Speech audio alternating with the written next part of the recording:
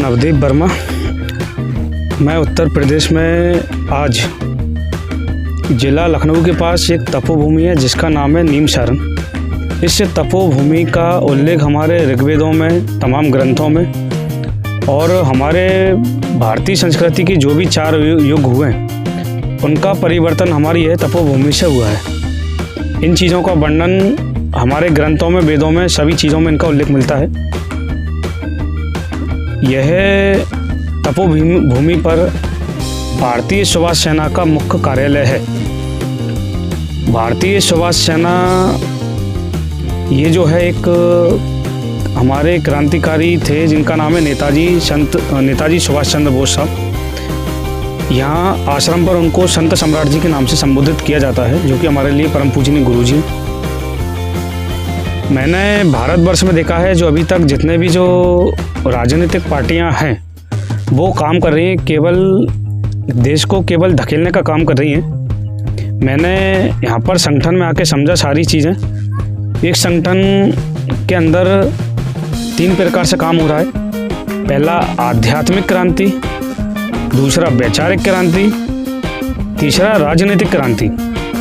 यह भारतीय सुभाष सेना जो संगठन है इसको स्थापित संत सम्राट जी ने किया था, जिनको हम नेताजी सुभाष चंद्र बोस जी के नाम से भी संबोधित करते हैं। हमारे देश के अंदर जो भी क्रांतिकारी हुए, या मैं हमारे बात करूं संत सम्राट गुरु जी के बारे में, जिन्हें हम नेताजी सुभाष बाबू बोलते हैं, उनका भारत को लेकर एक आदर्श था जिसे हम बोलते हैं चरित्र गठन। चरित्र गठन स्वामी विवेकानंद जी का आदर्श था। नेताजी सुभाष चंद्र बोस साहब ने स्वामी विवेकानंद जी के आदर्श को अपनी ज़िंदगी में उतारा, और वो यह चाहते थे कि हमारी भाई भारतवर्ष की जनता, हर व्यक्ति, हर अधिकारी का चरित्र गठन हो।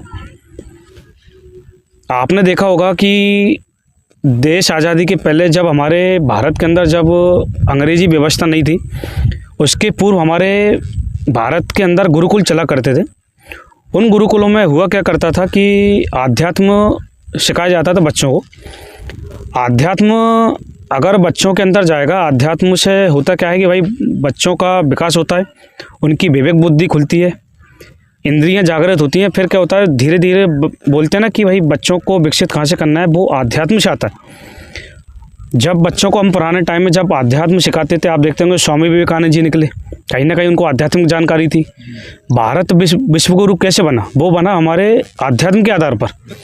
नेताजी सुभाष चंद्र बोस साहब का भी आप आदर्श देखिए, या मैं परम पूजनीय गुरु जी रामकृष्ण परमहंस जी का ही बात करूं, तो आज की हमारी जो भारत की अर्थव्यवस्था वो चरमरा चुकी है। तो अब पुनः हमको भारत को विश्व गुरु बनाने के लिए आध्यात्म होना बहुत ज़रूरी है। इसलिए हमारे नेताजी सुभाष बाबू का ये कहना था कि भाई आध्यात्म का होना हर व्यक्ति के लिए ज़रूरी किया जाए, और यह पार्टी के अंदर तीनों चीज़ें समाहित हैं कि भाई सबसे पहले हम व्यक्ति को आध्यात्म सिखाएं।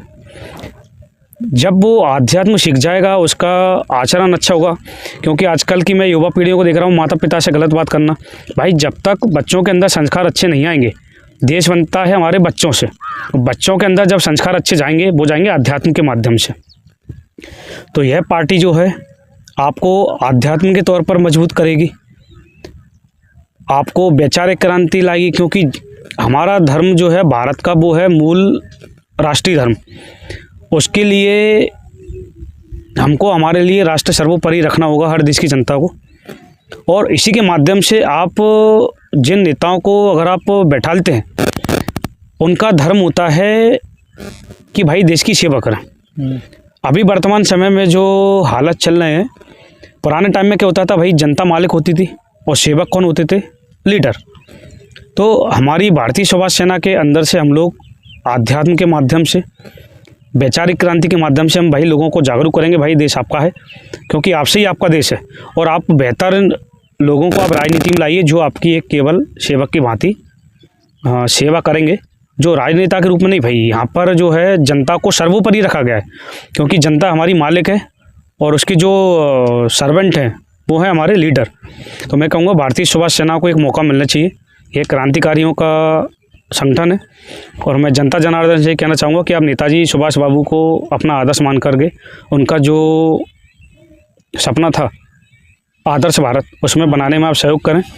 मेरा जनता जनार्दन से यही अपील है कि आप हमें एक बार तीसरे मौका के रूप में आप हमें विकल्प दें। यही मैं आपसे आग्रह करूंगा, अनुरोध करूंगा। जय हिंद, वंदे मातरम। 140 करोड़ भारतीयों की जय। जय हिंद, जय भारत। थोड़ा सा अपना इंट्रोडक्शन दे दीजिए। मैं जिला अध्यक्ष काला काला भारतीय सुभाष सेना, फिर उसके बाद इस पर की फिर से बोलूँ क्या? अच्छा, तो वो एडिटिंग हो जाएगा आगे पीछे। मैं नवदीप वर्मा, जिला अध्यक्ष इंदौर मध्य प्रदेश से हूँ। और मुझे जो पद दिया गया है भारतीय सुभाष सेना की ओर से, मैं उस पद का जिम्मेदारी की ओर से मैं अपनी जनता की सेवा करूंगा। और मैं जनता जनार्दन को वचन देता हूँ कभी भी जीवन में ऐसा कोई गलत काम नहीं करूंगा जिससे मेरे संत सम्राट गुरुजी का नाम खराब हो। और मैं धन्यवाद करना चाहूँगा हमारे मध्य प्रदेश के प्रदेश अध्यक्ष साहब श्री धर्मेंद्र सिंह चौहान जी, जो कि भारतीय सुभाष सेना के प्रदेश अध्यक्ष हैं। एवं मैं धन्यवाद करना चाहूँगा भारतीय सुभाष सेना के उपाध्यक्ष जी श्री ब्रह्मदेव पटेल जी का, एवं मध्य प्रदेश की समस्त टीम का, और राष्ट्रीय कमेटी का भी धन्यवाद करना चाहूँगा कि जिन्होंने मेरा मार्गदर्शन किया और मुझे मेरी जिम्मेदारी का एहसास कराया। बस ये है कि सभी के प्रेरणाओं से मैं नेताजी बाबू को अपना आदर्श मानते हुए उनके काम को आगे बढ़ाऊँ। धन्यवाद। जय हिंद।